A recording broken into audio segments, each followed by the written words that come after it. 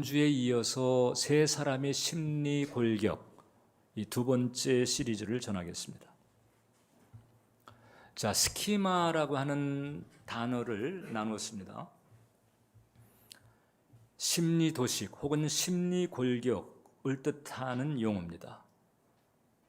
나의 가장 그 깊은 내면에 굳어져 있는 성격의 틀, 이렇게도 말할 수 있습니다. 그래서 이 나의 스키마가 사실상 나 자체입니다. 나의 실체입니다. 내 안에 있는 나의 스키마가 나로 어떤 생각을 하게 만들고 느끼게 하고 행동하게 하며 타인과 관계하는 그런 방식을 결정하게 합니다. 그리고 어떤 사람이고 이 스키마가 없는 사람은 없습니다. 강하든 약하든 이 스키마는 내면에 존재하고, 그리고 이 스키마는 이제 어린 시절, 즉 이제 주양육자와의 관계, 대부분 그런 관계에서부터 형성이 되게 됩니다. 근데 이 스키마의 그 구성이나 내용을 놓고 볼 때 일단 이제 일반 상식적으로는 부정적인 스키마와 그리고 긍정적인 스키마, 이 둘로 나눕니다. 이 부정적인 스키마가 심각할 때 그 심각한 사람들이 가는 곳이 교도소라고 보면 됩니다. 혹은 뭐 정신병원일 수도 있습니다. 그러나 이제 긍정적인 스키마를 가진 경우도 있고, 보통 이제 위인전에 주인공으로 등장하는 사람들은 그런 긍정 스키마가 더 강한 케이스다, 이렇게 보면 되죠. 그런데 이 세상은 이제 부정적인 스키마와 긍정적인 스키마로 가르지만 영의 세계에서는 또 하나의 스키마가 있죠. 그것이 바로 지난주에 말씀드린 성령 스키마입니다. 하나님의 그 말씀으로 물들어 있는 하나님의 나라 스키마라고도 할 수가 있습니다. 이제 여기에 우리가 이제 이르러야 되는 것이거든요. 그러니까 사실 긍정 스키마를 갖추는 것도 상식적으로는 쉽지가 않습니다. 일반적으로 정신신경과라든지 이 심리 치료 과정에서 추구하는 게 이 부정 스키마에서 긍정 스키마로 이렇게 옮기게 하는 일인데, 이게 이제 만만치가 않거든요. 그런데 우리는 이제 하나님의 성령의 도우심으로 이 하나님 가장 최상의 스키마, 즉 성령 스키마로 우리가 옮겨 탈 수 있는 이런 길이 우리에게 열렸다는 거죠. 그래서 이제 우리가 우리의 눈을 활짝 열 필요가 있다.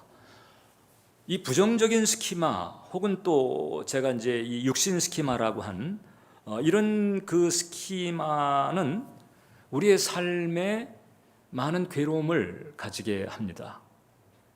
뭐 괴롭고 싶어서가 아니고 그 스키마 때문에 자연적으로 따라오는 삶의 덫이 있는 거예요. 그래서 제프리 영이라고 하는 사람은 이 부정적인 스키마를 삶의 덫이라고 그랬습니다.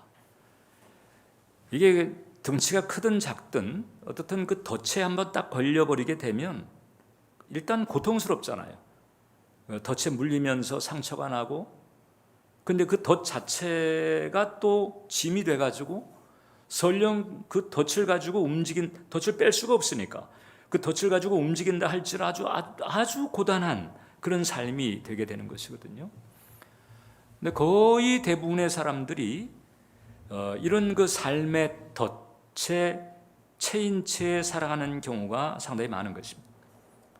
중생 이전에 혹은 또 중생하지 않은 그 모든 사람들은 결국 이런 삶의 덫과 같은 스키마를 걸머쥐고 살아간다고 보면 돼요. 그 덫이 아주 작은 덫도 있겠지만 어마어마하게 큰 사이즈의 덫도 있는 이런 상황이 되는 거죠. 바울은 이렇게 삶의 덫처럼 우리의 내면에 딱 도사리고 앉아가지고 우리의 삶을 이끌어가는 이 실체를 견고한 진이라고 했습니다. 고린도 후서 10장 4절에 보면 우리의 싸움의 무기는 육신에 속한 것이 아니요 오직 어떠한 견고한 진, 우리 내면에 있는 이 스키마를 말합니다. 이 육신적인 스키마, 부정적인 스키마를 말합니다. 이 견고한 진, 있는데 이 견고한 진을 무너뜨리는 하나님의 능력이 우리에게 주어졌다. 바울이 이렇게 얘기하는 거예요. 그래서 이 견고한 진이라고 하는 것이 사람의 내면 안에 있는데 이것을 능히 다뤄낼 수 있어야 된다. 이것을 다뤄내지 못하면은 그 견고한 진에서 뿜어나오는 그 불안 혹은 부정적인 생각, 저주의식 이런 것 때문에 이미 성격적인 차원에서부터 여러 가지 장애 현상이 일어나고 그것 때문에 결국 삶과 관계에서 여러 가지 그 부수적인 후유증과 고통을 겪게 된다라고 하는 거예요. 그럼 어떻게 다뤄야 될까? 바울이 말한 그 견고한 진을 무너뜨리는 하나님의 능력을 우리에게 주셨다고 그랬는데 그럼 그 하나님의 능력이 어떤 것일까? 복음입니다. 복음이 바로 그 견고한 진을 무너뜨리는 하나님의 능력이 된다. 로마서 1장 16절을 보면 내가 복음을 부끄러워하지 아니하노니 이 복음은 모든 믿는 자에게 구원을 주시는 하나님의 능력이 됨이라. 복음은 불신자로 하여금 구원을 받게 하는 능력이 될 뿐만 아니라 그 복음을 통해서 구원받은 자의 신앙 여정에서 그로 하여금 때로는 수렁 혹은 덫에 걸린 것과 같은 상황에서 건져내는 구조하는 이런 하나님의 능력, 이것이 바로 복음이라고 하는 거예요. 목사님, 저는 복음은 내가 모르는 게 아닌데요. 복음을 내가 알고 있는데 왜 저는 나의 삶에서 이렇게 구조되는 것 같은 혹은 구원받는 것 같은 느낌이 없을까요? 하나님의 섭리는 다양하기 때문에 딱 하나로 규정을 내릴 수 없습니다만은 거의 대부분의 경우는 이게 직간접적으로 겪어본 바에 의하면 그 복음이 얕은 수준에 있기 때문에 그렇습니다. 이 스키마라고 하는 것은 무의식의 영역에 있는 거예요. 그런데 그 알고 있는 복음, 이것이 그냥 표면의식 정도를 건드리거나 표면의식 정도를 채우는 수준이라면 당연히 스키마는 건드리지 못하는 거죠. 그렇게 되면 그 스키마가 뿜어대는 그 기운을 막을 길은 없는 것입니다. 그래서 이 복음을 알아도 그 복음이 그 얕은 수준, 즉 이 표면의식 정도만 채우는 거죠. 지식이나 교리 정도 아는 거예요. 내가 그것을 정말 필사적으로 절박하게 그것을 좀 붙들고 거기에 내 인생을 걸고 내 생명을 거는 수준은 아직 안 되고 있는 거예요. 근데 그게 또 그렇게 안 되는 이유가 뭐냐? 기존에 자리 잡고 있는 스키마 때문에 그런 거지. 자, 그럼 목사님, 그러면 그 복음이 어떻게 나의 그 무의식 그 깊은 곳에 진치고 있는 그 부정적 스키마를 뒤집을 수 있단 말이에요. 어떻게 하면 그 견고한 진을 무너뜨릴 수 있는 축복을 받을 수 있습니까? 하나님께서 이제 우리에게 그 길을 열어주신 것입니다. 그래서 십자가와 성령의 은총을 우리에게 베풀어 주었습니다. 그래서 성령님을 의지하고 나의 내면을 이제 그 생각의 내용 콘텐츠를 바꾸는 거죠. 생각의 대체, 성령님을 의지하면서 생각의 대체를 실행하는 과정을 가져야 됩니다. 이것은 한두 번, 하루 이틀에 일어난 일이 아니고, 왜냐하면 우리가 중생하기 이전에 우리에게 이미 있었던 그 스키마의 뿌리가 깊기 때문에 거의 제2의 천성, 아니 제2자라고 하는 단어도 필요 없어요. 그냥 천성처럼 자리 잡았던 그 스키마를 이제 변화시키는 이런 과정이기 때문에 시간이 필요하죠. 그러나 어떻든 하나님께서 십자가와 성령을 통해서 이제 우리 안에 있는 그 스키마를 대체할 수 있는 은혜의 기회를 우리에게 주었다. 이것은 십자가와 성령의 역사 아니고는 일어날 수 없는 길입니다. 오직 예수님의 그 십자가, 우리의 죄, 그 죄로 말미암은 저주, 그 죄와 저주로 인해서 생긴 그 수많은 인생의 덫들, 삶의 덫들, 이것을 거두어내고 이 덫을 파쇄할 수 있는 그 은혜의 자리는 십자가 그늘 밑밖에 없는 거예요. 그 이외에는 어디에도 이 죄와 주제 문제를 해결하면서 그 삶의 덫을 벗어버리게 만들 수 있는 장소는 없는 것입니다.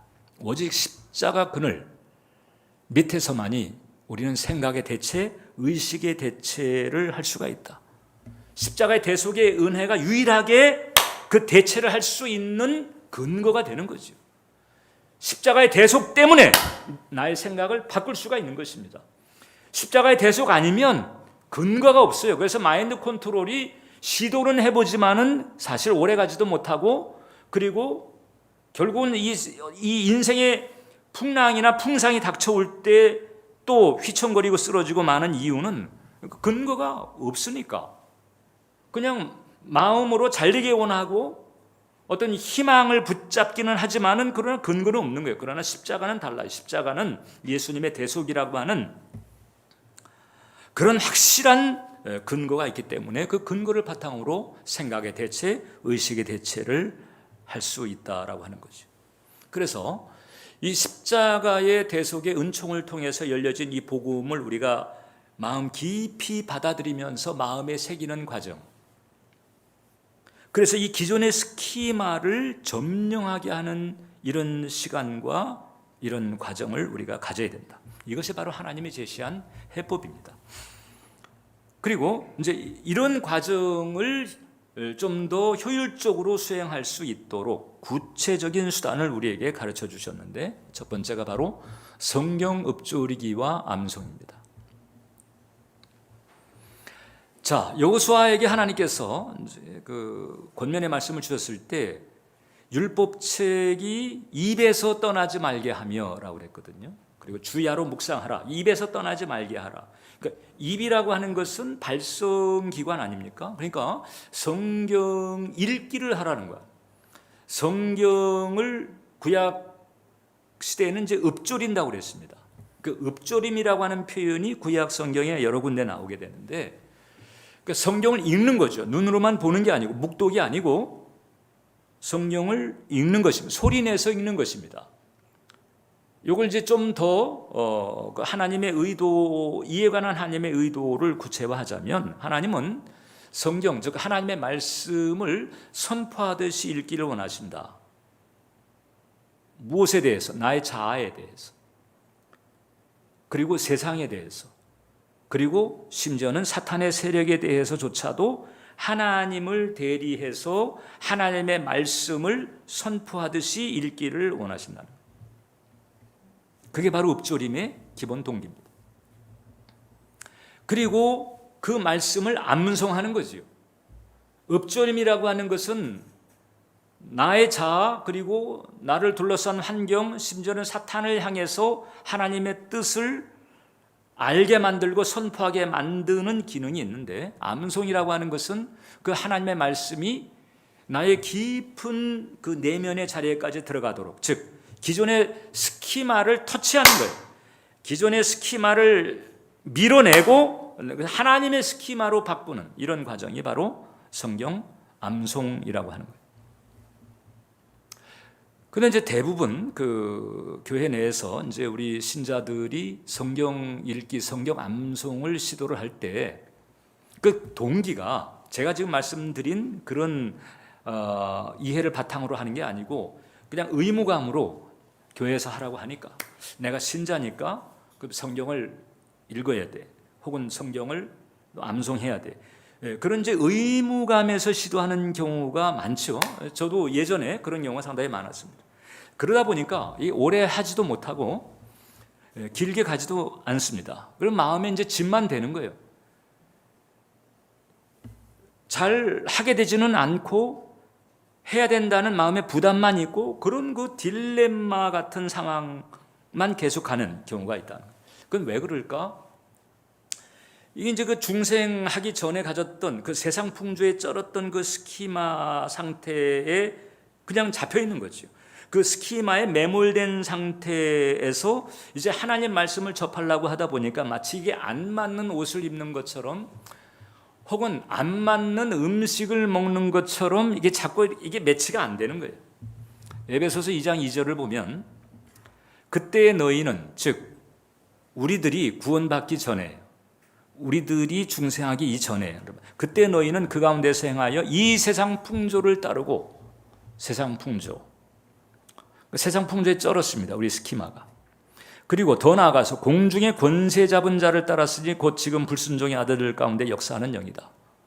악한 영들의 미혹, 악한 영들의 부추김, 악한 영들의 선동에 또 쩔었어. 세상 풍조와 함께 여러분 악한 영들의 선동에 쩔은 스키마로 우리가 살아온 거예요.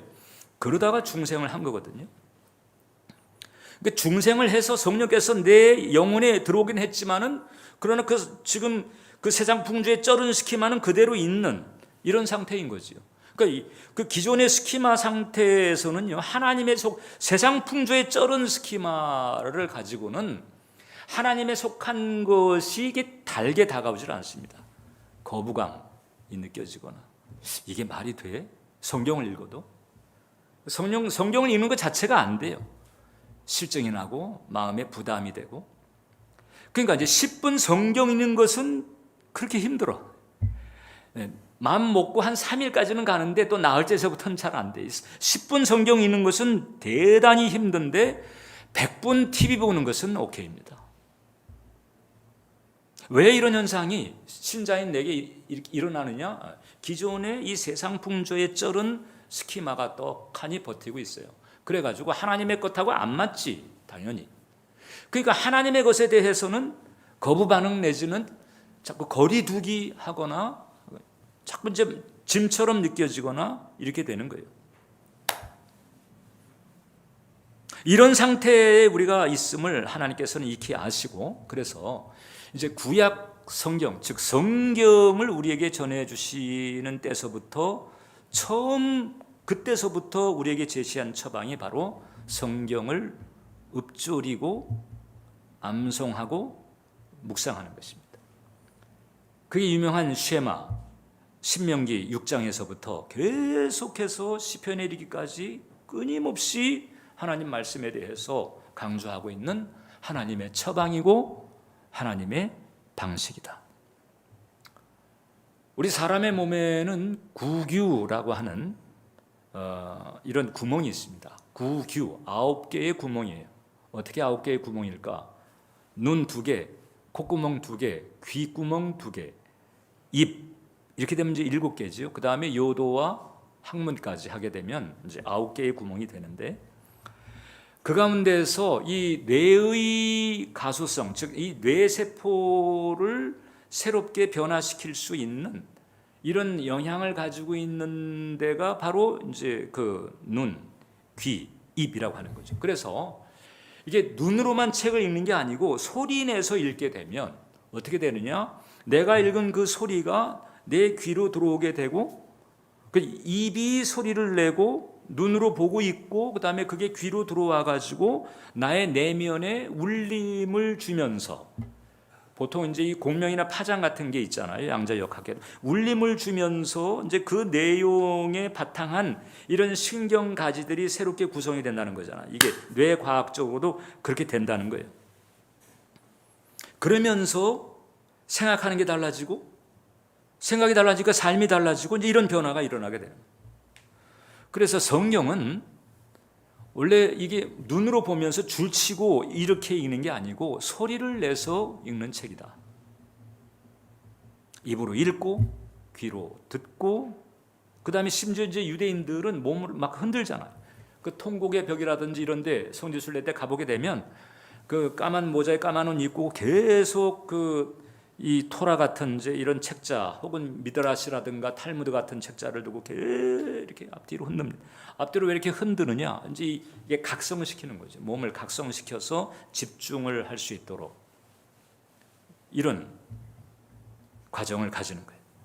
그러니까 이렇게 어릴 때서부터 이제 유대인들이 이렇게 하거든요. 유대교인들은 어릴 때서부터 애들 데려다가 이게 안식일에 회당 갈 때만이 아니고 그냥 일상의 평일에 부모도 부모의 부모로부터 그렇게 전수를 받았습니다. 그래가지고 부모가 아이들을 놓고 같이 토라를 읽고, 그 다음에 토라 암송을 시키고, 그리고 그 다음에 토라를 놓고 이걸 적용을 어떻게 할까 서로 또 강론을 하고 그게 하브루타거든요. 이렇게 하면서 아예 어린아이 시절서부터 마치 그 출애굽 1세대들이 광야에서 불신앙으로 죽어갈 때에 여호수아와 그 다음에 그 출애굽 2세대 광야에서 태어난 어릴 때였거나 광야에서 태어난 아이들은 아예 어릴 때서부터 걔네들에게는 애굽의 쏘임이 없잖아요. 애굽의 방식, 애굽의 사고 이런 쏘임이 없어. 이게 애굽하고는 완전히 분리된 상태에서 광야에서 태어나서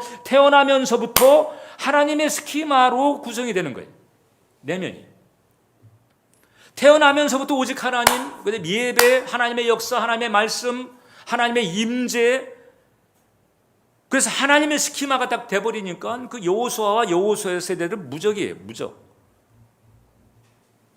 그리고 하나님께서 함께 하시면서 그냥 거침없이 질풍노도처럼 치고 나가는 거잖아요. 지금도 보세요. 유대인들은요, 지금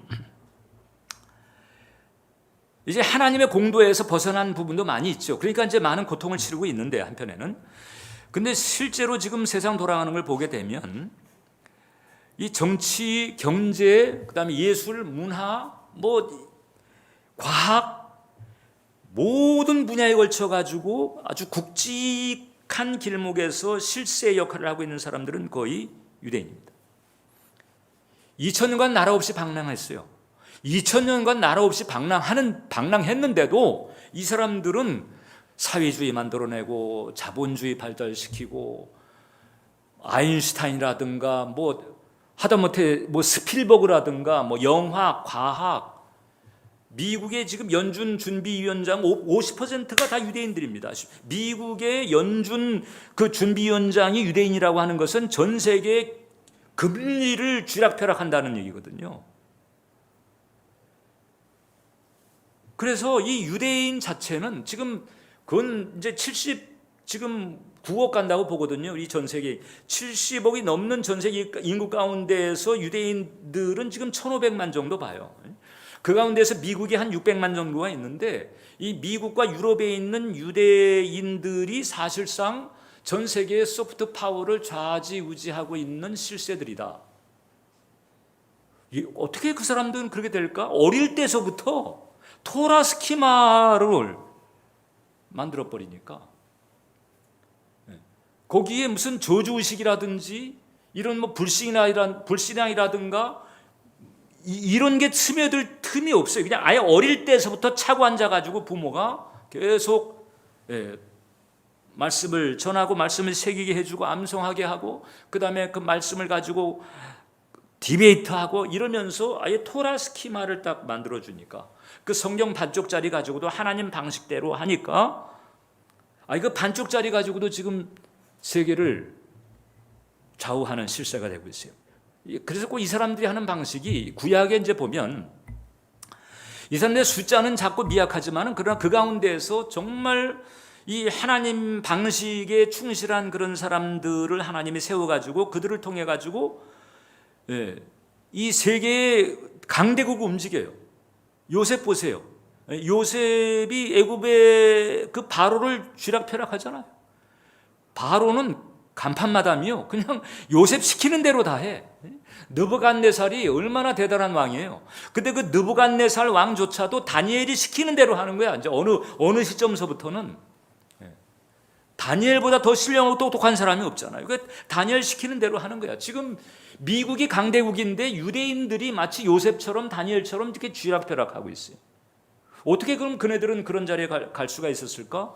토라 스키마가 어렸을 때서부터 그렇게 구성이 되다 보니까 거기에서 이제 하나님의 그 지혜가 풀어지고 하나님의 축복이 풀어지게 되고 이렇게 되는 거예요. 그 LA 가면 나성순복음교회라고 있습니다. 거기 이제 담임 목사님의 진유철 목사님인데 저하고는 이제 여의도 있으면서 그 선교 일을 같이 했던 이제 그런 교제가 있었던 분이 이분이 이제 파라과이에서 그 이민 목회를 할 때가 있었는데 제가 그때 이제 여의도 순복음교회 선교국장이어서 그때 이제 그 선교 특집 만든다고 이제 방문을 해가지고 같이 교제를 한 적이 있었는데 이분 이제 간증이 있습니다. 어떤 간증이냐면 이제 파라과이에서 이제 목회를 할 때 그 성도 중에 한 분이 교회 나오기 전에 어떤 분이었는가 하니 그 한국에서 이제 배구 선수 출신이라고 그러는데 하도 성격이 참 그래서 늘 그 교포 사회에서 다툼과 분쟁의 주인공이 되는 트러블 메이커. 늘 지적질하고. 그럼 지적질 당하면 이제 그 지적질 받은 사람이 뭐 좋은 반응이 나가겠어요? 그럼 이제 거기서 또 싸움이 벌어지게 되고. 그런데다가 이제 술 마시면 주사까지 있어가지고 정말 그 주변 가족들과 사람들을 힘들게 하는 분이었다. 전도를 하기 위해서 이제 갔는데 복음 전하고 권면하고 뒤 돌아서는데 등 뒤에다가 굵은 소금 뿌려대는 이런 분이었다는. 근데 이분의 노모님이 이제 그렇게 신심이 깊어서 아들을 위해서 그렇게 기도하다가 이제 소천을 하게 됐는데 그 마지막 어머니의 그 부탁을 듣고 그 다음에 그 노모의 장례식에서 이제 교회가 정성껏 이렇게 케어해 주는 모습을 보면서 성령의 감화를 받고 예수님을 영접하게 된 거예요.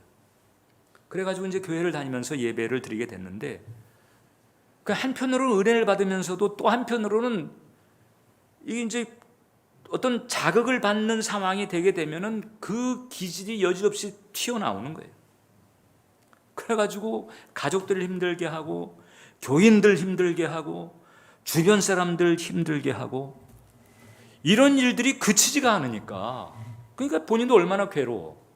이제 주님은 알게 됐고 주님의 명령도 알게 돼가지고 참 그렇게 신실하게 살고 싶은데 그냥 욱하고 그냥 성질만 올라오게 되면 그냥 눈이 뒤집혀가지고 정신없어 버리니까 이게 괴로워가지고 이제 이 목사님을 찾아가가지고 이걸 어떻게 하면 좋습니까? 이렇게 하는데 이제 이 진 목사님이 같이 이제 끌어안고 기도하고 이런 중에 하나님께서 마음에 아이디어를 주신 거예요. 성경 암송을 시켜라. 그래가지고 하나님 응답인 줄 알고 이 진 목사님이 그분에게 성경을 암송하십시오. 무조건 성경을 암송하십시오. 그러니까 이제 이분도 뭔가 변화되고자 하는 열망은 있는 거잖아요. 그런데 자기도 어쩔 수 없는 그 스키마 속성이 그거거든요. 자기도 어쩔 수가 없이 그냥 툭 하고 붉어지게 되면 그 스키마가 조종하는 대로 그냥 그렇게 끌려가는 이 무기력감 때문에 힘들어하다가 성경을 암송하기 시작합니다. 처음에는 자기가 좋아하는 구절서부터 시작했다가 그 다음에는 성경을 암송하면서 그 심령의 변화가 일어나는 것을 감지하면서 이거 괜찮네? 이러면서 이제 성경을 이제 권별로도 암송을 하게 돼요. 이렇게 계속 꾸준하게 성경을 암송하게 됐는데 놀라운 것이 그렇게 성경을 쭉 암송을 하면서 시간을 가지다 보니까 어느새 성품이 달라져요. 말도 달라지고 분위기도 달라지고 일상이 달라지게 됐는데 주변 사람들이 그걸 알게 된 거예요. 다른 사람이 됐네? 어떻게 이렇게 변화가 됐지? 뭐야? 이러면서 이제 이 성경 암송이라고 하는 것을 알게 되면서 그 성경 암송이 이제 번져나가는 이런 일이 있었다는 거예요. 그런데 대조적으로 그 교회에 한 권사님이 계셨는데 이 권사님은 이제 자신은 신앙이 좋다고 자부심을 가지고 있었던 분이래요. 그래가지고 그 자부심을 가지고 또 교회 내에 있는 다른 사람들 또 이렇게 정죄도 하고 그냥 비난도 하고 이렇게 이제 했던 그 권사님이었는데 어떻게 이분이 이제 갑작스럽게 중환자실에 들어가게 된 거예요. 그 중환자실에 신방을 갔는데 그 기도하러 중환자실에 보통 중환자실에 들어가게 되면 의식이 없는 때가 많거든요. 그냥 뭐 주렁주렁 막 달고 있는데 의식은 없는. 그래도 이제 귀는 듣는 경우가 많은 거예요. 그래서 이제 기도를 하러 들어갔는데 마침 이 목사님이 그 중환자실에 딱 들어가는 그 순간에 이 권사님이 그 의식이 이제 깨어나는 상황이 있었다. 그러니까 이 목사님 때문에 의식이 깨어난 건 아니고 목사님이 들어가던 그 시점에 이 권사님이 이제 의식이 깨어나는 상황이 있었는데 의식이 깨어나면서 이제 입으로 뭔가를 얘기를 했는데 그 입에서 나오는 그 내용들이 아주 상스러운 욕들이 나오더라고요. 그 이 목사님이 충격을 받았다는 거예요. 이거 신앙 좋은 분인 줄 알았는데 이 무의식이 뿜어내는 그 언어들이 다 쌍스러운 욕이고 막 저주를 담은 이런 이런 비난이고, 그래가지고 이 목사님이 어떻든 기도는 하고 나왔습니다만은 마음속에 이거 나의 무식은 괜찮을까? 나는 무의식 상태에서 어떤 얘기를 뿜어낼까? 이런 마음에 경계하는 일이 있었다는 것입니다. 속에 있는 스키마가 무의식 상태에서 그냥 그대로 풀려나온 거지. 여러분들은 어떨 것 같아요? 간혹 보다 보면 마취에서 깨어난 사람들이 뭐라고 했는데 보면 기가 막힌 얘기들을 한다는 거잖아요. 그 간호사들이 하는 얘기를 들어보면. 우리의 스키마, 이것을 분명히 우리가 하나님 말씀으로 다뤄야 된다. 그래서 하나님 말씀을 읊조리고, 다시 얘기합니다. 하나님 말씀을 읽기를 하는데 그냥 의무감에서 마지못해 억지로 그 육신 스키마에 밀려가지고 그렇게 하는 게 아니고, 내가 하나님 대신해서 이 시간에 나의 자아를 향해서, 나를 둘러싼 환경을 향해서, 그게 뭐 병든 몸일 수도 있고 아니면 뭐 휘청이는 재정 상황일 수도 있고 어떤 뭐 관계를 통해서 압박받는 상황일 수도 있고 절박한 위기의 상황일 수도 있잖아요. 그런 그 환경들을 향해서 하나님의 뜻을 대신 선포하는 그런 마음, 심지어는 그 모든 배후에서 활동하고 있는 사탄을 향해 가지고 하나님의 뜻을 마치 사실처럼 선포하듯이 그런 마음으로 성경을 읊조리라는 거죠. 그리고 성경을 암송하는 거죠. 성경 암송하려면 계속 생각을 해야 되잖아요. 그 성경 암송하지 않았다면 이제 온갖 종류의 불길한 생각들, 쓴뿌리, 회한에서 오는 그늘지고 어두운 생각들, 여기에 그냥 계속 헤매면서 앉았을 거예요. 근데 그러지 말라는 거잖아. 하나님, 그런 그늘진 생각들하고 싸우는 것조차도 그 수렁에 빠져 있는 거거든요. 그게 아니고 그냥 하나님 말씀을 생각하고 그걸 암송하는 거예요. 그걸 마음에 새긴다라고 하는 거잖아요. 이런 삶이 우리로 하여금 어떤 반전 혹은 비약을 가지게 한다.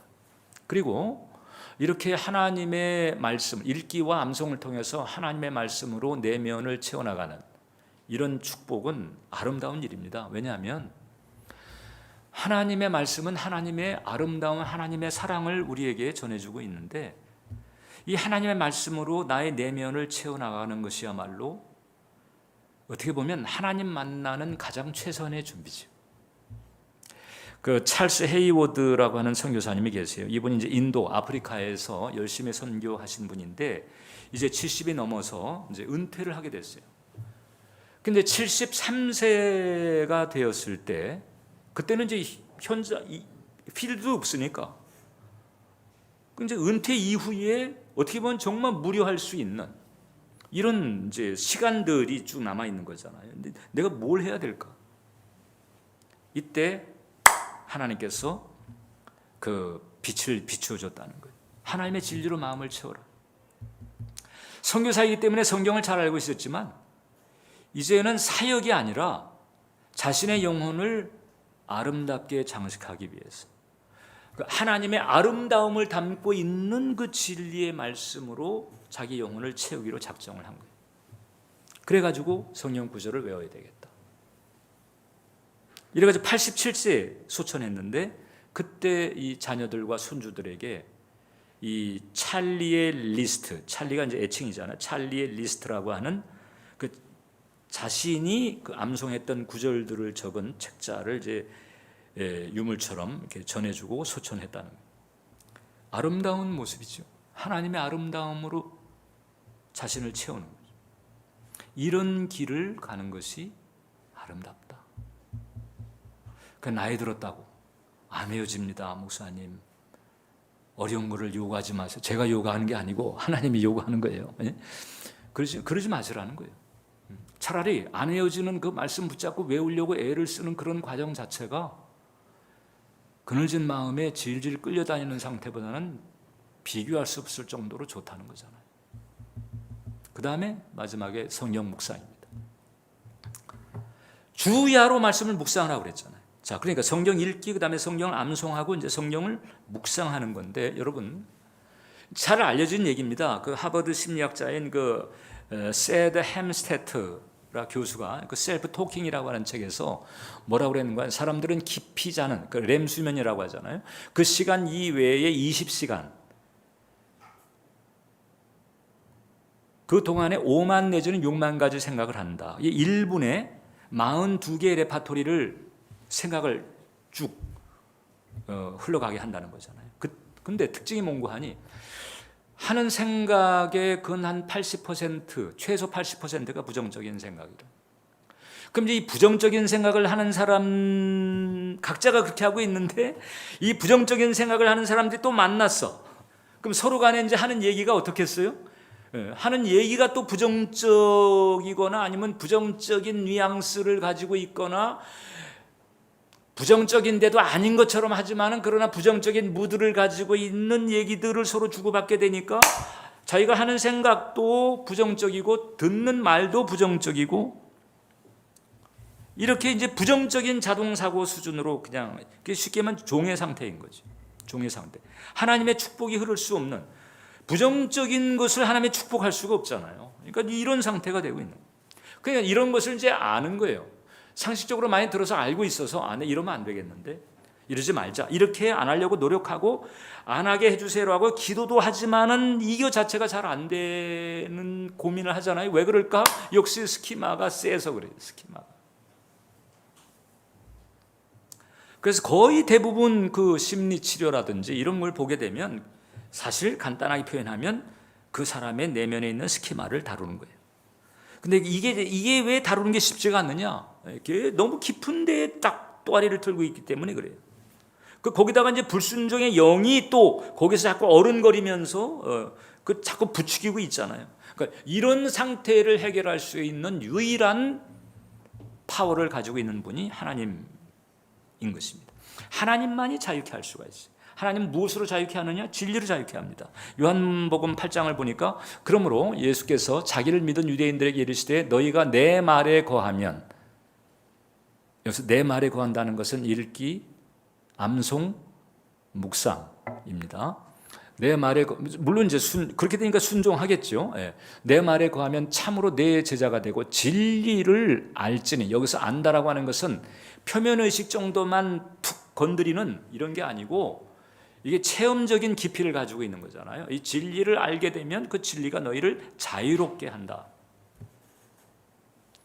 이런 정도의 스키마의 물갈이를 가지게 만드는 것이 묵상입니다. 그래서 묵상을 하나님께서 그토록 강조하시는 거예요. 여러분, 이 어떻게 움직일 수 없는 유리 그릇이 있다고 쳐봐요. 그 유리 그릇 안에 이제 물이 있는데 그 물이 탁해.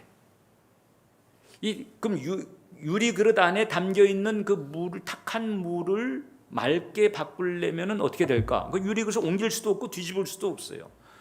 그러면 그 안에 있는 탁한 물을 어떻게 바꿀 수 있을까? 돌이 없습니다. 바깥에서 계속 맑은 물을 그냥 계속 퍼부어야 되는 거예요. 맑은 물을 계속 붓고 또 붓고 또 분노라면 어떻게 될까? 결국 맑은 물이 더 많아지게 되면서 이제 저렇게 맑은 물로 물갈이가 되게 되는 거죠. 묵상이라고 하는 것은 바로 의식의 물갈이. 묵상은 스키마의 물갈이인 거예요. 스키마의 물갈이. 이것을 또 알고 묵상하면 더 파워는 세집니다. 묵상은 최상의 맑은 물을 탁한 물로 가득한 나의 내면에 부어대서 그래서 내면의 탁함을 이제 정결로 바꾸는 물갈이에요. 묵상은 물갈이다.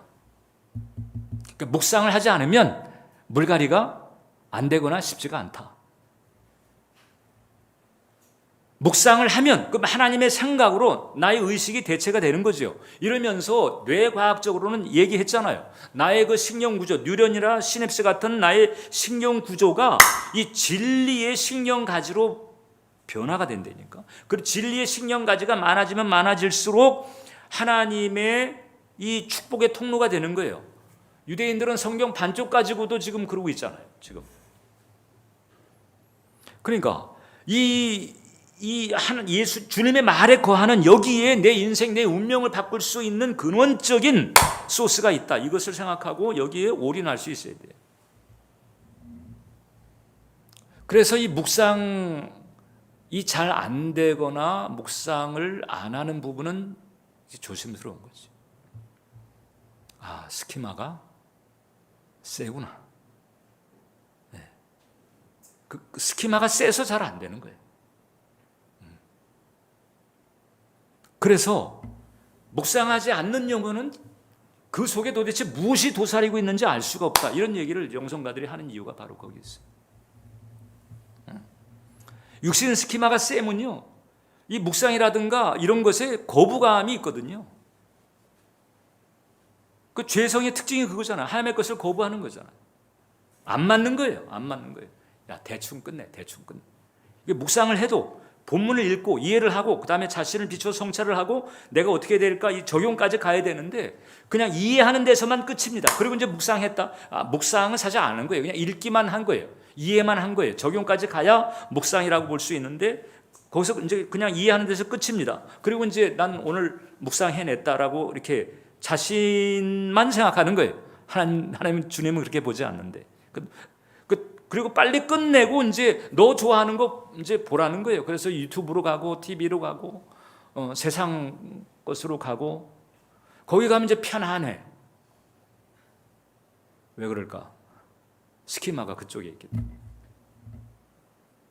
그래서 이 하나님의 이 축복의 통로가 파이프가 이 연결이 이게 안 돼 있거나 작거나 그렇게 되는 거예요.